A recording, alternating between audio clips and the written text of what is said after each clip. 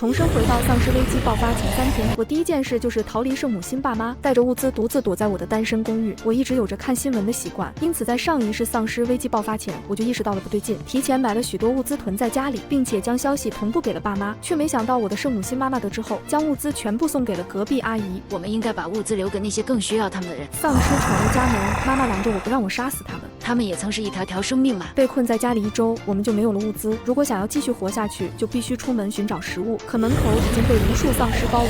看着日渐消瘦的妻子，恋爱脑爸爸心疼妈妈，将我赶出门引开丧尸。我拿着棍子一路敲击，丧尸被声音吸引，快速离开，我却淹没在了尸潮，死无全尸。再次睁眼，我回到了丧尸爆发前3天。我要做的第一件事就是逃离圣母心妈妈和恋爱脑爸爸。林月，身边的同事对了我的胳膊2下，我才回过神。老板正在台上看着我，等我上台汇报。我仔细看了看电脑屏幕右下角的时间，脑中一阵晃，原来我真的重生了吗？明明上1秒我还在路边被无数丧尸啃食分尸，钝痛感犹在，而现在我身着干净整洁的制服，坐在了办公室里，竟是回到了丧尸爆发前3天。来不及犹豫，我直接站起身，匆匆收拾了东西跑出办公室，只来得及喊一句请假，命都快没了，谁又有心思去管工作？我一气不感歇地赶回家，果然在门口见到了我爸妈。妈妈正坐在门边的椅子上，颐指气使地指挥我爸，而我爸一趟趟搬着我辛苦囤的物资，没有一丝怨言。邻居李婶站在门前，脸上都笑开了花。我赶紧跑过去，用身子堵在了李婶家门前。你们这是干什么？我妈一看见我，马上招呼月月啊，你回来了正好，赶紧帮你爸一起搬，我都答应你李婶了，咱们把物资送给他。我不为所动，这是我买回来的，为什么要送人？妈妈马上蹙起了眉头，眼里浮出泪花。你李婶无儿无女，一个人住，腿脚也不好，要是你说的什么丧尸末日是真的，她一个人可怎么办？月月，我们应该把这些物资留给更需要他们的人啊。果然如同前世那般，妈妈将丧尸爆发的消息传出去了。李婶眼神精明地看向我，嘴角咧着假笑。月月，你是怎么知道这么多消息的？保真吗？我眨眨眼睛，疑惑地问什么丧尸？我没说过。或许是我的表情太过真诚，李婶震惊地瞪着眼。妈妈冲上来抓着我，语气激动，你前天说的，说是什么丧尸爆发要多囤货，咱们家买了这么些东西，可花了不少钱呢。哪有什么丧尸啊？妈，你不会是小说看多了吧？我扯下她的手，我说的明明是天气预报说会有极端天气，让你们少出门。听到这，李婶又来了精神。极端天气那不照样得囤货吗？你看我这老胳膊老腿的，你就让给我点，大不了你们再买呗。我心中冷笑，这副贪婪的样子和上一世他为了与我争抢一瓶矿泉水，将我推入丧尸堆里时，可真是如出一辙。李婶的一张嘴最是厉害，平时没少忽悠人，尤其是我妈，对她说的话深信不疑。之前她哄骗我妈拿1万块退休金买下了所谓包治百病的神药，我妈吃了后上吐下泻，住了3周院。上次她碰巧看见男同事顺路送我回家，第2天流言便传了满小区，说我在外面给人做小三，不敢告诉爸妈。眼看妈妈就要同意，我立刻说那可不行，我已经答应别人了，要把物资全都送给他。李婶瞬间瞪大了眼睛，妈妈也着急起来，好端端的，你怎么把东西随便送人啊？我悠悠搬出说辞，我同事怀孕8个月了，上周又不小心摔断了腿，老公在外面有人了根本不回家，爸妈又都在乡下，我当然得帮着点。而且妈妈您不是经常教育我说做人得有爱心吗？这次我也向您学习，把爱心无私奉献给别人了，您说我做的对吗？这下妈妈支吾半天没声了，毕竟她经常以献爱心的名义将我的新买的首饰衣服送出去，自然反驳不了。刚好我叫的搬家公司也到了，我指挥着工人将我自己的东西和囤的所有物资都搬上了车。妈妈在一边急得直哭，却又没理由阻拦。李婶在妈妈身后不住对着小声怂恿，快呀，你快拦着他呀！出门前，爸爸喘着粗气叫住我，林月，你上哪儿去？你看你妈妈都被你气哭了，养了你这么个白眼狼，我真是后。他心疼地揽着妈妈，给她擦着眼泪，看着这个杀害过我1次的杀人凶手，我心中发凉的同时又感到一丝释然。当然是去照顾病人了，毕竟不是每个人都像妈妈这么好命，有个这么疼她爱她的好老公。爱到就连自己的亲生女儿的性命都可以不顾。门关上那一刻，我只觉得如释重负。这一次我要为了自己活下去。搬家目的地是公司附近的一处公寓。这几年我为了给爸妈更好的生活，一直拼了命的工作。去年终于得了年终奖，是公司附近的一套公寓。可当我满心欢喜地将这个好消息告诉妈妈，她却板着脸将我骂了一顿。你小姨家的表弟明年要上学了，都还没有城里的房子呢，咱们家又不是没房，你这孩子怎么这么自私？明天就给你小姨打电话，叫他们搬进去住。后来是我威胁他，要是将房子让给别人住，便主动放弃奖励名额，这才作罢。想不到此时此刻，他却成了我最佳的避风港。公司一直续缴着水电费，方便了我直接入住。我的房子在16楼，是一个很安全的位置。丧尸行动力不强，一般情况下不会出现在这么高的楼层，而且这栋楼是新楼，入住率不高，我周围几户都是空关着，更是加大了安全性。借着找物业拿钥匙和门卡的机会，我顺口打听了我那一层的入住情况。一层共6户，除了我，只有1户人家有人入住，而那家的房子是儿女买给老人养老的，只有1位年迈的老人独居，基本可以断定危险系数为0。经过我的观察，这里进小区和使用电梯都需要刷卡，且每层业主的电梯卡只能刷到特定楼层，这也就意味着很难有丧尸人能够直接闯入我所在的楼层，而如果他们出现在临近楼层，必定会发出声音，给我留有准备的时间。新楼的入住户最近常有搬家，即使我大包小包，也不会引起周围人的注意。将东西全部安放妥当，我一刻不敢歇地找来开锁师傅，将原本的指纹密码锁换成了最原始的钥匙锁，还找了2家不同的公司多安了2层防盗门。指纹锁可能出现识别不灵的情况，导致我被锁门外，也可能错将他人放进屋内。我要想尽一切办法避免任意一点风险。安装赠送了2条锁链、防盗链和阻门器，我分别安在了2个消防通道口。同时，我找了一家上门家政服务，将屋子从里到外收拾了一遍。等到一切结束，天已经微微擦黑。我出了门，先象征性带了些东西，敲了另一户的门。开门的果然是个老奶奶，看起来已经有80多，走路不稳，耳朵和眼神都不太好。老人显然孤独了很久，热情地拉着我聊天。经过确认，她确实独自一人居住，女儿儿子都在外地工作，很少回来。将带去的水果放下，我想了想，又回家搬了几箱素食粥和冲泡汤给她，并嘱咐她最近的半个月，无论外面发生什么，都不要出门。这样一来能保障她的安全，二来也能确保我自己的安全。离开她家后，我又去周边逛了一圈，熟悉地形的同时买了些蔬菜。我2天前就置办好的冰柜中已经储有充足的肉类和水果，速食品也已经准备了几10箱，矿泉水更是已经堆满了半个屋子。平时我有露营的爱好，所以家里备有很多野外应急用品，比如太阳能发电机、强光手电和卡式炉。这些东西在短时间内不容易买到，为我的生存提供了极大的优势。我按照备忘录中的清单再次筛查，确保无一遗漏。电视上已经开始播报晚间新闻，大规模无差别咬人事件仍在发酵，一天内已经造成40余人死亡，100余人受伤。我知道，在今晚那些被运至医院太平间的尸体会全部复活，而那些处理完伤口回到家的伤者，将会是丧尸病毒迅速蔓延的根本原因。丧尸危机爆发的第一站就是中心医院，虽然上一世已经经历过一次，可如今我还是控制不住的紧张，胃部抽搐着，完全感受不到饥饿。16层视野开阔，我走到窗边，向下看去，小区有2个门，4栋楼8个单元呈现井字排列，单元门全部面朝着小区中央的花园，这也就意味着所有人进出小区都需要经过一片公共区域。只要我注意观察进出小区的人员，就可以较为准确地掌握小区里丧尸爆发的程度。这时我的手机响了，是业主群里有人发言：111504，大家看新闻了吗？最近的咬人事件，我怎么觉得这话将近未尽？很快群里有人回应，可能是我阴谋论了，但我怎么感觉这不像是什么传染病？你们是不是想说丧尸？其实我也觉得。11302，我看你们是太闲了，21世纪了，居然还有人相信这世界上有丧尸。11302不过是某种动物身上携带的未知病毒罢了，大惊小怪。很快有人反问，你怎么知道？302那人语气很得意，我老公就在中心医院工作，我当然了解内幕了。此话一出，群里再没人发言。犹豫再三，我还是在群里发了一条消息，我看这事没那么简单，否则留言漫天，为什么没有专业人士出来辟谣，而是一味打压舆论呢？总之小心为妙，大家最近都尽量少出门吧。我的话得到了很多人的赞同，我赞同，小心一点总是没错，不管是什么丧尸还是病毒，咱们都躲着点吧。我刚刚松了口气，这时我的手机铃声突然响起，月月，你住哪栋啊？我在你楼下。电话那头传来一阵不耐烦的吵闹，妈，他到底什么时候下来接我们啊？累死了。我瞬间认出那是我小姨和表弟小凯的声音，从窗户向外看去，果然有2个人影正站在花园中四处张望。没有回答，我直接挂断了电话，打给了我妈。是你把我房子的地址告诉表弟他们的吧？电话那边妈妈的语气理所当然，是啊，他们大老远跑来不容易，你一定好好接待人家。我气到双手颤抖，那你怎么不自己招待？那边的声音换成了我爸，怎么跟你妈妈说话的？我们俩这么大岁数了，你还让我们去招待？早知道我还不如不养你。背景音中，我妈又嘀咕起她的经典台词，我这不也是好心吗？我深吸一口气，看向天边，最后一丝阳光即将被黑暗吞没。从小到大，我没有感受到过任何一丝来自父母的偏爱。小时候，妈妈总是任由别的小朋友抢走我的玩具，又责备我说怎么这么小气，一个玩具而已，给人家玩又能怎么样？上学以后，我因为成绩优异被老师当众表扬，妈妈却撕烂了我的试卷，揪着我的耳朵骂我，真不懂事，这么爱出风头做什么？你知不知道那些学习不好的孩子会因为你被骂，你怎么就学不会为别人着想呢？而我的爸爸为了与妈妈过结婚纪念日，将只有4岁的我独自留在幼儿园直至深夜。我哭到抽搐，他却只有轻飘飘一句，哭什么？这不是没事吗？我曾经交的男朋友第一次来我家时帮我妈洗碗，不小心碰到了我妈的手，我爸非说他是心怀不轨，将人打了一顿，又强迫我跟他分手。这些年我似乎渐渐习惯了不被爱是什么滋味，以至于上一世被他亲手推向丧尸堆也并不意外。这样的父母没有也罢，我告诉你们，你们自己惹来的麻烦自己收场。从今以后我跟你们再也没关系。我给保安打了电话，告诉他楼下有2个不是小区业主的可疑人士。很快花园中一阵大声争吵，之后表弟小凯和保安扭打在一起，又很快被制服，2个人都被赶出了小区门。电话一个接一个的打来，我直接将他拉入了黑名单。天彻底黑了，我打开业主群，时刻关注着消息。很快有消息弹出，我老公今天受伤了，我怎么感觉他好像不太对劲？群里还有没有其他伤者？有没有跟我家类似的情况？中心医院的电话打不通了，怎么办？那人情绪越来越急躁，还发出了一个视频，画面中男人手臂伤口处已经长出腐肉，正半弯着腰不住嘶吼着，很是痛苦骇人。小区里竟然就有伤者，蔓延速度比我预想中快了很多。但好在他并不住在我住的1单元，而是在对面的6单元。我悄悄出了门，将2处消防通道门上的阻门器和防盗链都安好，又轻手轻脚地回了房间。我将耳朵贴在门上仔细听着，在我之后，楼下楼上也陆续传来开门声，大概是有人按捺不住出来查看情况了。而之前在业主群里求助的女人再也没有了动静。闪电划破天边的乌云，紧接着是低沉的雷声，混杂着远处传来的微弱的尖叫声，还有已经不属于人类的嘶吼声。周围住户全部窗帘紧闭，但我知道一层层厚重窗帘背后正有着数百双和我一样正暗中观察的眼睛。雨滴落下来，在窗上划出水痕，模糊中对面某扇窗户被打开，一个女人探出半个身子，撕心裂肺地喊着。不到2秒，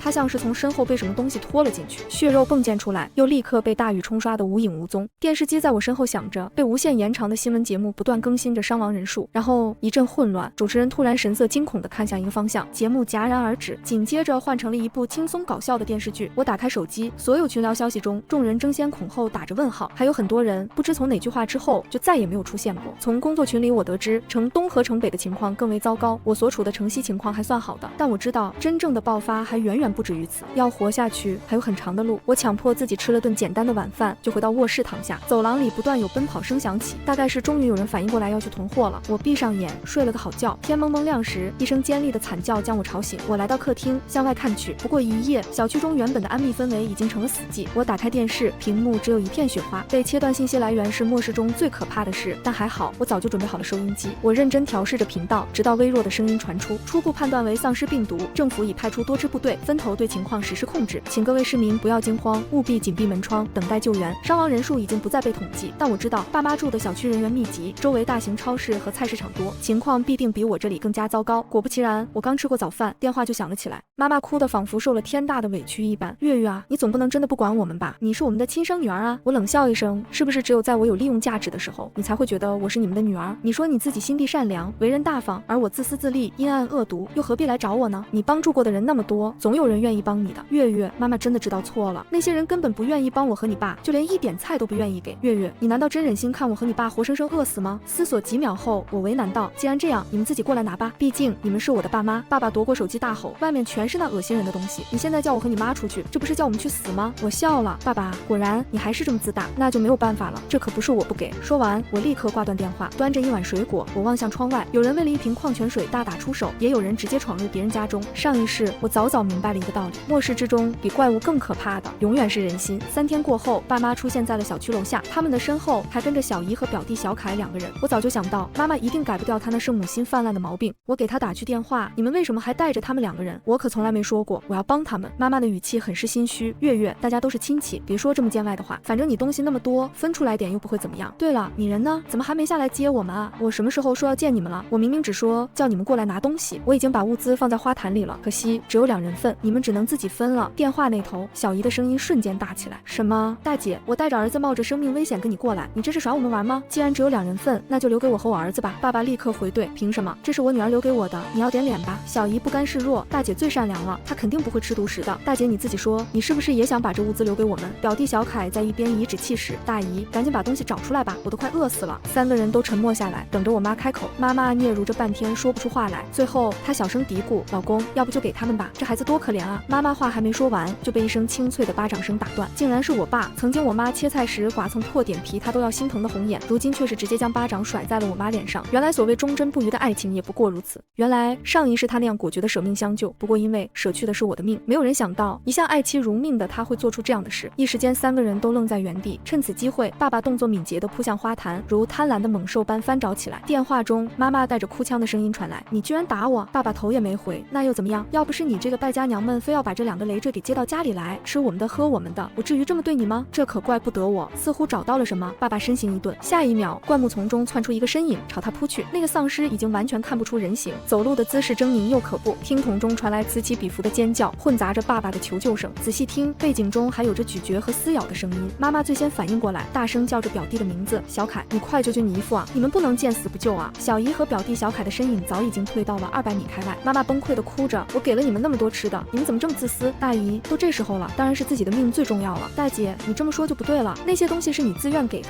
又不是我们管你要的，你可不能道德绑架我们啊！2个人一边骂骂咧咧，一边快步跑开了。妈妈，现在你明白了吧？我挂断了电话。妈妈的身影在原地踟蹰了一会，也决绝地转身跑走了。爸爸的叫骂声逐渐骇人，最后与那些丧尸一样，丧尸尸爆发后的1周，情况急剧恶化，水电全都停了。晚上6点过后，整个小区都陷入一片漆黑，一片寂静中，能听见拖在地上的沉重脚步和用身体撞击墙壁或门板发出的闷响。那段时间，我会每天抱一盘冷冻的水果，泡一碗喜欢口味的泡面，坐在窗前，看着夕阳一点点消失在地平线。丧尸爆发后的1个月，水电恢复。那天我为了庆祝，吃了一顿丰盛的晚餐。小时候，我曾无数次幻想过一个场景：放学回家，妈妈会做好一桌热气腾腾的饭菜，爸爸接过我肩上沉重的书包，他们会奖励我考了100分，一家人围坐在桌前，其乐融融。而如今，我独自坐在桌前举杯，却发现其实我早已经不再向往那样的场景，因为我会自己爱自己。那天后不久，通讯信号中断，我再也没有了妈妈的消息。我不是圣母，没办法做到原谅，但我希望她能活着。丧尸爆发后的2个月，绝大部分幸存者弹尽粮绝，有人冒着生命危险冲出房间，有人丢弃道德用菜刀破开了别人的房门，哀求声每天都会响起，哪怕只是为了祈求1小碗米。我这一层的消防通道门唯一一次被敲响，是一个憔悴的女人，她怀中抱着一个几乎皮包骨的孩子，绝望地跪在门前，无助地哭喊。这栋楼没有丧尸，但也没有人出来帮她。我在门后捏紧了拳头，没有开门。那天深夜，我小心地将几盒速食罐头放在了下一层安全通道的平台上。在末世里，我从没想过做什么拯救苍生的圣母，但我也不舍得放弃心底最后的人性。跳动的心脏和滚烫的血液，是我与外面那些行尸走肉最本质的区别。丧尸爆发后3个月，信号恢复。电视中，新闻节目换了主持人，脸上扬着笑播报新闻。在多方共同努力下，我市大规模丧尸事件已经得到初步控制。近期，政府将派出直升机对幸存人员逐步展开救援，请各位居民留意最新消息，坚持到底。3天后的清晨，窗外传来巨大的讲业声，我跑到窗前，打开窗，抓住了直升机垂下的绳索，粗粝的麻绳磨得手心生疼，我却从未如此真切地感受到生命的鲜活。狭窄的机舱中，陌生人互相抱在一起，失声痛哭。我被几双有力的手拉上去，身上被裹上毯子，怀里被塞满了食物和热水。人群中，我看见一个苍老而熟悉的身影，他瘦了一些，精神看上去还不错，浑浊的双眼努力地看清我，无声地朝我说着谢谢。直升机刚要掉头离开，一个身影吸引了众人注意。那人披散着头发，身上的衣物已经成了碎布条挂在身上，正站在楼顶，拼命地朝天上挥着手。驾驶员谨慎地降低了一点高度，仔细辨认那究竟是一个人还是丧尸。看清那人的脸的瞬间，我心脏一紧，显然他也看见了我，情绪变得更加激动，不住叫着月月月月，那竟然是我妈，她还活着。驾驶员降下绳索让她抓住，缓慢向上收。变故发生在一瞬间，有2个人影从屋顶的水箱中爬出来，飞快地跑过来，死死拽住了绳索下端。小姨和表弟小凯都满身狼狈，身上和手上全是血渍，不知是人的还是丧尸的。他们死死扒在妈妈身上，大声喊着快接我们上去。磨蹭什么？机身瞬间不稳，驾驶员连忙调整了方向。他为难地回头看了看，机舱内已经人挤人，无论如何都不可能容纳得进表弟小凯的身躯。女士，我们满员了，您2位等半小时后的那批吧。小姨自然是不干，那凭什么？我们就要上这一批，你们这飞机这么大，怎么可能连2个人都塞不下？他说着就要向上爬，直升机再次剧烈地摇晃起来，驾驶员也急得大喊，你们这样做会让机上所有人都有生命危险的。飞机上的幸存者也都不干了，有人破口大骂，你们俩别太自私了好吗？再这么闹下去，谁都别想活着走出去了，快滚下去等下一批吧，别耽误时间了。小姨和表弟小凯被骂得抬不起头来，松开了抓着绳子的手。就在所有人都以为他们放弃了的时候，小姨却伸出手狠狠抓住了妈妈脚腕，她面色狰狞，眼神狠厉，既然只能上去1个人，那我先走，你在这跟小凯等下一批吧。说完，她便拼命地将妈妈向下扯去。凭什么？明明是我先来的。妈妈的脚胡乱蹬着，声音颤抖，你不是最无私了吗？又怎么会介意把这个机会让给我呢？小姨又用这句话来堵妈妈的嘴，可这次妈妈没有再如她所愿，你做梦，无论如何我都不可能再让着你。2人撕扯扭打在一起，互不相让。直升机的高度缓缓上升，眼看妈妈占了上风，几乎要爬进机舱，小姨却露出了一抹诡异的笑容，然后她从身后死死抱住了妈妈，用全身的重量向后仰去。既然如此，那咱们就一起死吧。直升机离楼顶大概10米高，此起彼伏的惊呼声中，2人一起重重地摔在了水泥地上，鲜血如同烟花般炸开。表弟小凯呆愣地站在一旁，双目失神。高度升高，地面的景象越来越模糊，我将自己缩成一团裹在毯子里，眼泪不受控制地流下，像是有什么东西被从我心里彻底抽离。直升机引擎的轰鸣掩盖了下方的混乱，机舱内获救的人们紧紧挨着，没有人说话，只有压抑的啜泣和劫后余生的粗重呼吸。毯子裹着我，却驱不散从骨头缝里渗出的寒意。我看着窗外越来越小的城市轮廓，那些曾经熟悉的街道、楼房，如今只剩断壁残垣和零星游荡的黑点。1个小时后，我们降落在市郊一处临时建立的避难所，这里以前是个大型物流中心，空旷的的仓库被分隔成无数个临时隔间，人头攒动，空气里弥漫着消毒水、汗水和绝望混合的复杂气味。登记、消毒、接种抗体疫苗，流程机械而迅速。工作人员脸上写满了疲惫，但眼神依旧保持着一种城市化的安抚。